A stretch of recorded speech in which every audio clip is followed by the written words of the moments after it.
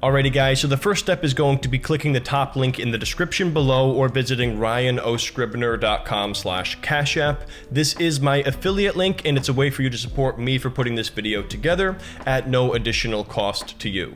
Now we're going to assume that you already have a Cash App account, but if you don't, go ahead and pause this video and watch my video in the corner on Cash App for beginners. I'll be showing you exactly how to get started with creating a Cash App account, and I'm also going to link that up down in the description below. So guys, once you go ahead and open up a Cash App account, you're going to navigate over to the taxes section of the app. You're going to do that by clicking at the bottom left here, and then you're going to scroll down to Explore, and then you're going to click here where it says Taxes.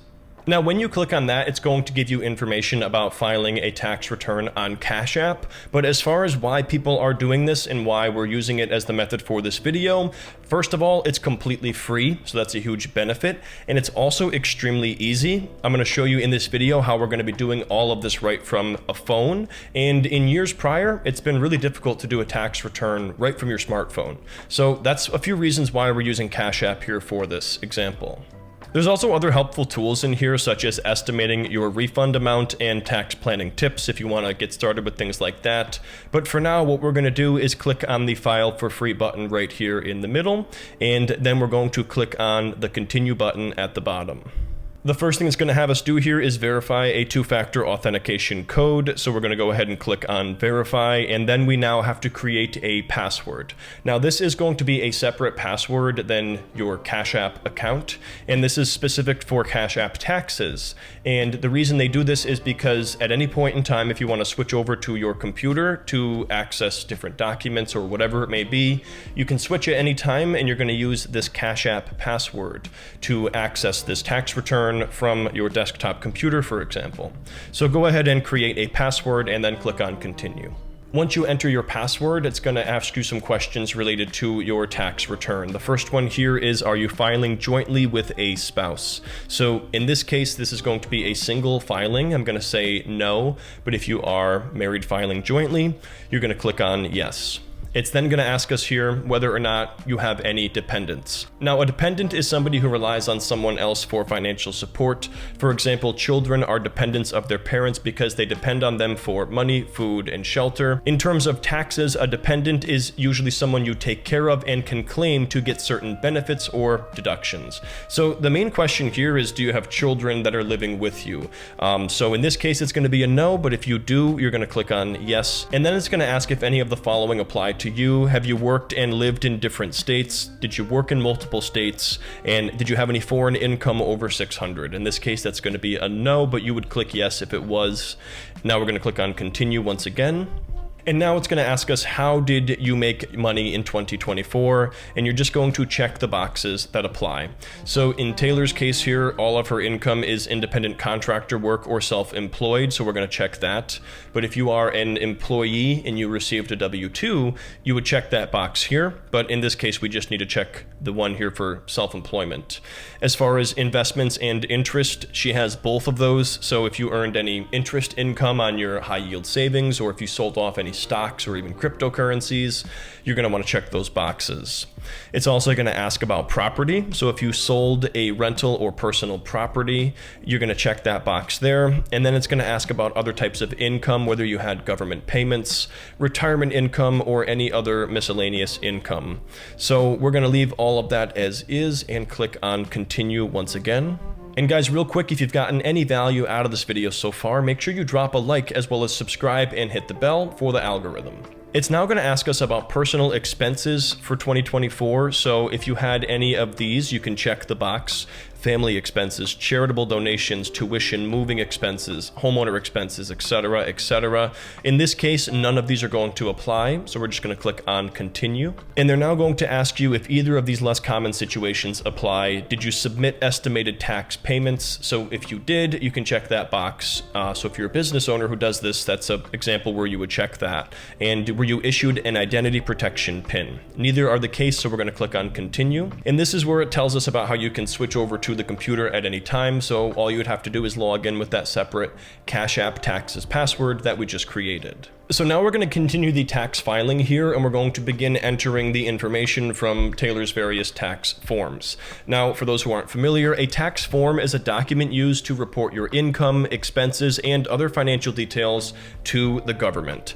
Several institutions are going to issue these tax forms for you. This is going to include your employer, banks, investment accounts, and even your mortgage company, for example. So a key aspect to having a good tax filing is just getting all of this information in one place beforehand.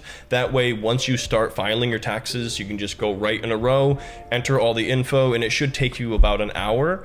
Whereas if you don't have this in front of you, it could take you multiple days. So just try to get all of your documents in front of you as a prerequisite here. Now, what I want to show you now is actually how to retrieve one of these tax forms. I went ahead and did this ahead of time for her, but in case you haven't done this already, this will give you a general idea. So here we are in her PayPal account, and what we're going to want to do is click on the person icon in the top right to bring up your profile, and then you are going to scroll down here and you're going to see a section labeled Statements and Taxes. You're going to want to look for the Documents or Statements Taxes section of the app, and that's going to show you tax documents. So if we actually click here on Tax Documents, it's going to show us the year 2024, and you can see here under the savings account we have a 1099 INT. If we click on that, it's going to bring up the tax document, and you could actually zoom in on it here and see that the interest income here is $63.57. So this is a 1099 INT. This is an example of a tax form, and this is what we're going to be inputting here as we go through Cash App, or you'll be using whatever your tax preparing software is. Back on Cash App now, we're going to click on the Start button, and then we're going to click here on Continue, and now we are going to go ahead and enter this information about ourselves, and I'm going to be entering this on behalf of my fiance. At this point, it's going to auto-populate your address and phone number. If this information is correct, you can click Continue. If not, go ahead and change this. At this point, it's going to ask you for your social security number, your filing status, and whether or not you have any dependents, as well as your occupation, so go ahead and fill this out. At this point, it's going to ask you if any of the following apply to you here. You can go ahead and read through and check the boxes, and if that is the case, then you will click on the Continue button. If not, leave everything the way it is and click on Continue. At this point, we're done with the basic info and dependents. If you had a dependent at this point, you would add this in here, but in our case here, we don't, so we're going to click on Back to Tax Home. If we scroll down here below our basic info, the next thing it's going to ask about here is our income. Now, we don't have a W-2 to add, but if you did have a W-2 from your employer, you're going to click on Add W-2 and go through this process. But in this case, we don't have one, so instead, we're going to click on Independent Contractor Work or Self-Employed and click on Start, and we're going to begin inputting our tax forms. So we're going to go ahead and enter the form here, which is a 1099 NEC or non-employee compensation. If you have any other forms like 1099K or 1099 MIS, this is also going to fall under this category, but we're going to click on the Get Started button, and now it's going to ask you what kind of work is this. In this case, it's actually going to be content creation, so we're going to check that box, and then we're going to click on Continue. And then we're going to click here on Looks Good based on this IRS category for the work classification. It then asks if you have a registered business name for this type of work. So if you do have your own DBA or LLC, you can say yes. In this case, we're going to say no and click on Continue. And then you can enter your nickname here to describe this type of work. We're going to call this freelance editing. And then we're going to click here on Continue. And now it's going to ask you for some basic info about freelance editing. First, it asks if you have an employer identification number for this business. That's going to be no. And it also asks, do you have a business address that's different from your home address? That's also going to be no, but you can enter yes here if you do have an EIN for your business, for example, or a separate address. We're going to click on Continue. At this point, you can share more details about this freelance position here. We're going to leave this the way it's normally filled out, as it tells you the most common examples here, but you can go through this and make sure all of that is correct, and then click on Continue. And then at this point, we can add some income here under this freelance particular self-employment income. So we're going to click here under income and select add.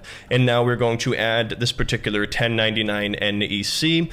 There's a couple different ones we have to add here. I'm going to do one with you together, and then I'm going to import all of them off screen and continue the return. So the first thing we're going to have to do here is enter the federal ID or TIN shown on the form. So I'm going to go ahead and type that in from what I'm looking at on screen. At this point, you have to enter the payer's name. and then you enter the payer's address. And once you've entered all of that information, you're going to click here on continue, and then you're going to enter the information. Now, the cool thing is it's going to tell you exactly which box to look for. So you have to enter the details here from box 1.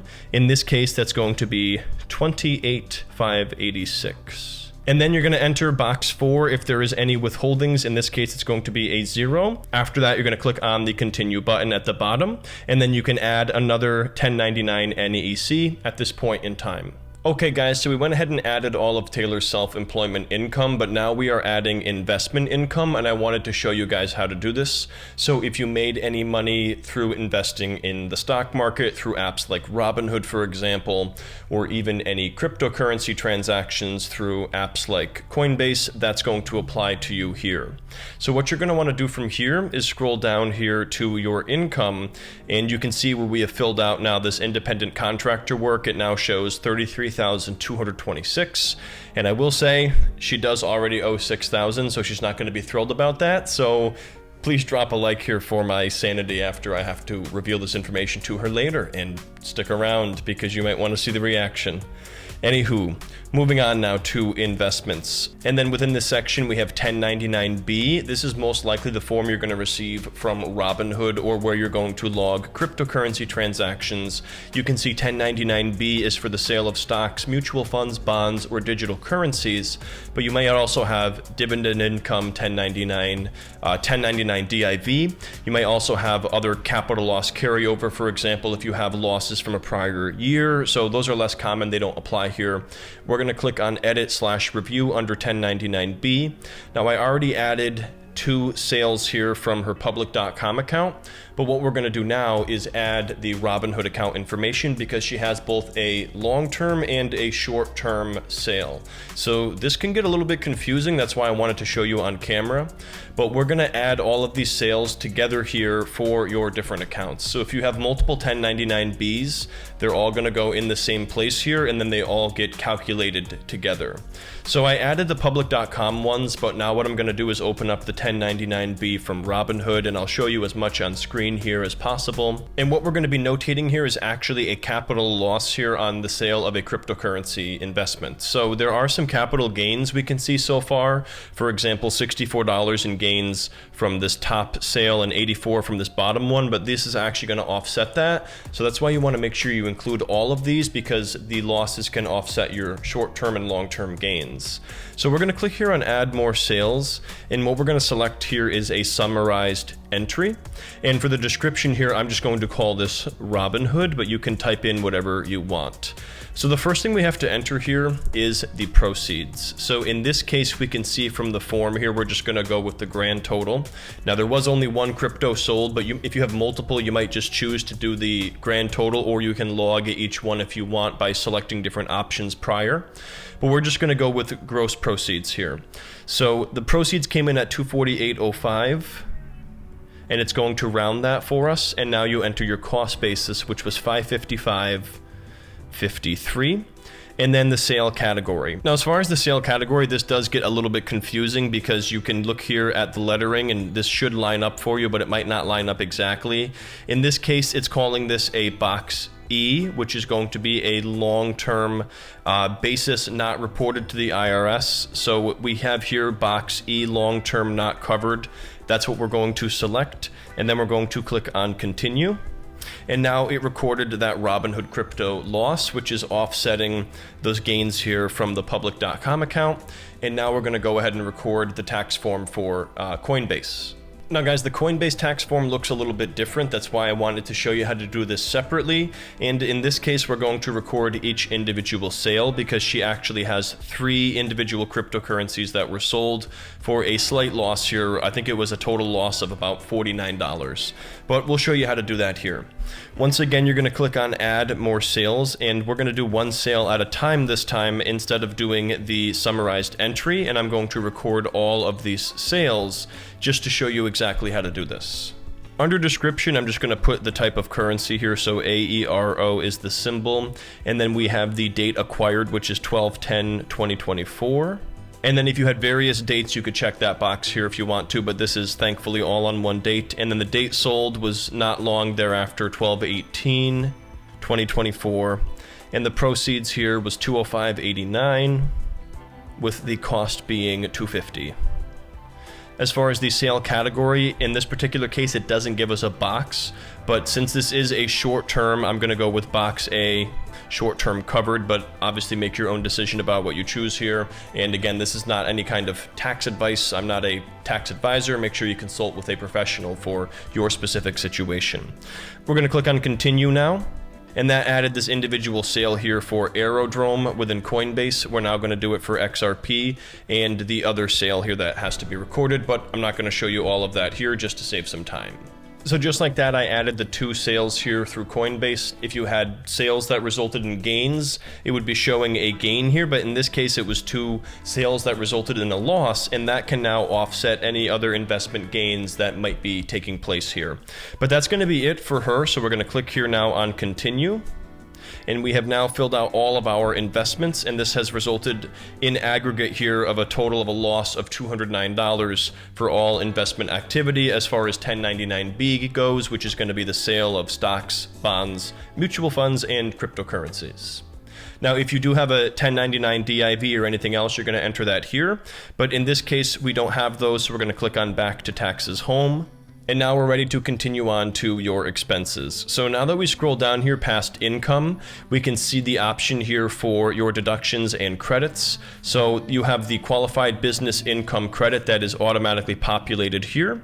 And then you have the state taxes to fill out. So we're now going to click here on start. And this is going to be different depending on what state you live in. For us, this is going to be Florida with no state income tax, but you may have separate state income taxes owed and a separate state filing requirement if you live in a state like New York or California, for example.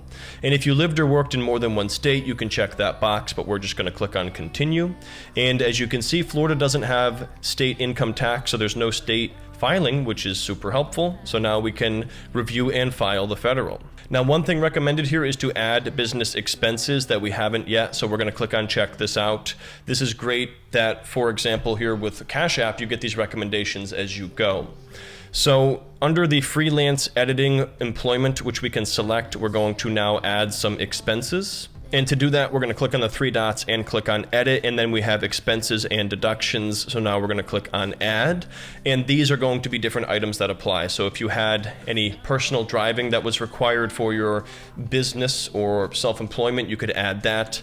There's also going to be a home office option, any other business expenses, if you had to pay for health insurance depreciation, qualified business income, or anything like that.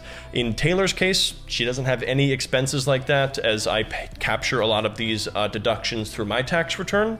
So unfortunately, there's nothing to add here, but that's where you would add these various things. We're just going to click here on done, and then click on done once again, and then get back here to the main page. And then at the bottom, we can click here on review and file. Now, we don't have any business expenses, so we're going to click on review for errors, and we're just going to then click on fix it here. So based on that, it does mention here for this QBI deduction that this qualified for a 3227 qualified business income deduction. I'm not sure if that already factored in, so maybe that 6,000 number will come down. We'll see here. I'm going to click here on continue. And then we're going to now click on review for errors, and it says the federal return is good to go. Now, there is one form that I am waiting on for Taylor from M1 Finance, so I can't put it right through the gate at this point, but I will bring you as far as I can here and show you what you would have to do to finish up. Now, when you're ready to actually file, you're going to go to this screen here where it's going to give you a summary, and unfortunately, there was no reduction here in the federal tax due. Now, like she said, she has $5,000 set aside, but you're going to want to make sure that when you're doing this yourself, especially if you're self-employed, that you're setting aside the correct amount of money, and you can make those estimated payments if you want to pay into this throughout the year. So the process here, which I won't be able to do right now, is going to be looking at the actual taxes due, an ID verification, and then going through with the payment of the taxes due and the filing. Now, I won't be able to continue here because I have to add that final tax form, but all of our progress is saved, saved, and you can again switch between the phone and the computer if you have to add something at a later date. So that's how you're going to process your return, and honestly, I've done this many times now, and Cash App was the most user-friendly experience I've had. I'm even tempted to do a stab at my own tax return instead of using my tax preparer, but I might still use him just because mine is quite complicated. But I would definitely recommend it, and please consider using my affiliate link to support the channel if you do decide to use Cash App.